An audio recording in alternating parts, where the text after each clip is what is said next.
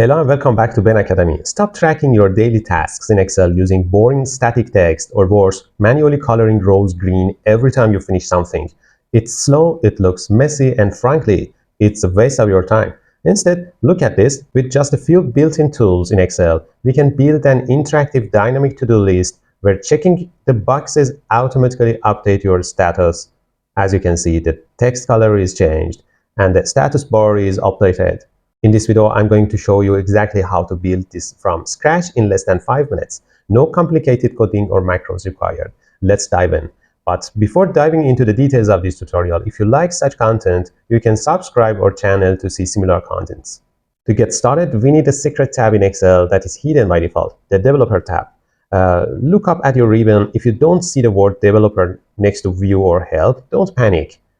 Just right-click anywhere in the empty gray space on your ribbon and select Customize the ribbon. In the right side menu, you can find something here, Developer.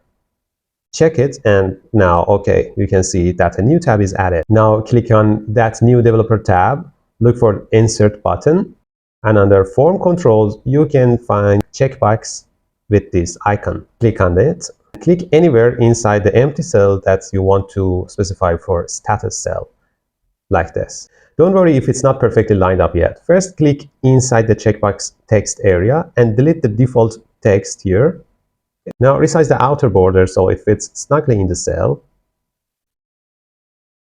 You can relocate it here, and also you can make it smaller like this.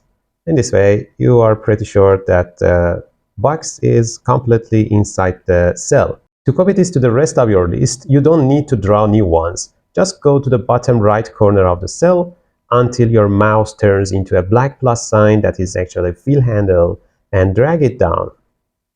Instant checkbox. Right now, these checkboxes look cool, but they don't actually control anything. We need to link them to the cells behind them. Right-click your first checkbox and select Format Control. Now, click into the cell link box and select the cell behind your checkbox. For example, I want to select this cell after F in the G column and then press OK. Now, watch what happens when I check the box. It says true. When I uncheck it, it says false. Now let me repeat this action for all the checkboxes in the remaining cells.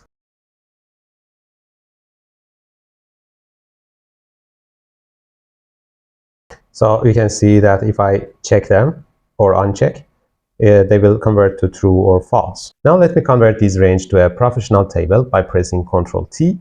You can see that the range is automatically selected, but I want to include another column as notes here. So I will increase it to H.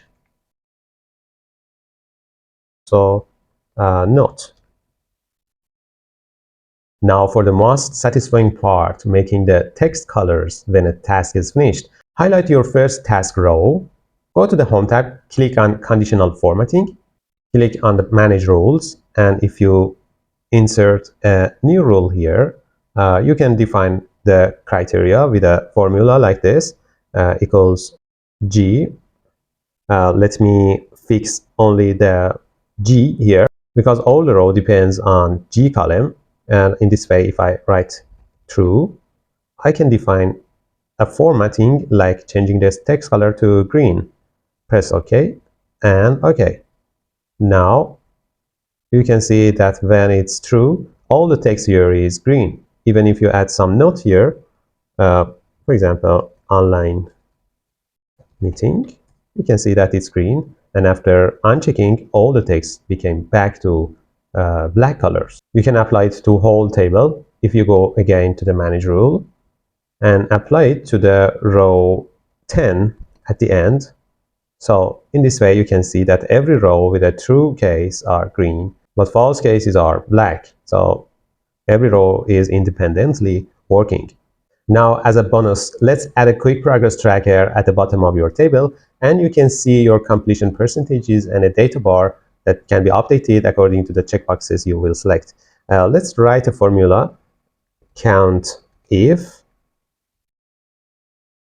If these true or false cases are true, and if you add count A and select the first column, for example, Now I can obtain the percentages of the task. You can also define some coefficients, some weights for each row, but now I assumed that all the rows have a similar weight. Now I personally prefer to hide this column, and if you make it bigger by merging adjacent cells into this cell and increasing the text size and bolding and also making the changing the format to percentage. Now you can add a conditional formatting to it with data bar.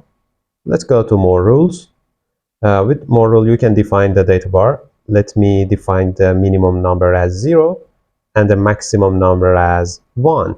So between 0 and 1, it will be changed. You can also hide the number by checking this box, show bar only, but I need the number too, so let's remove it. And it's almost done. You can also add a border for the bar. Well, I don't need to add a border to this. So if I press OK, you can see it that it's added. And if I remove it, it will be updated automatically. So let's add a title for this. Total progress. And now I want to make it a bit bigger and bold. So everything is ready, and you can see that it's finalized. You can also remove the grid lines from view in this way. So everything's ready, and the dynamic interactive to-do list is ready. If you want to practice this yourself, I have left a link to download this exact starter template for free in the description below, and also the final version of it. If you found this video helpful, do me a huge favor. Hit that like button, subscribe to the channel for more quick Excel wins, and let me know in the comments what Excel tutorial you want to see next. See you in the next video.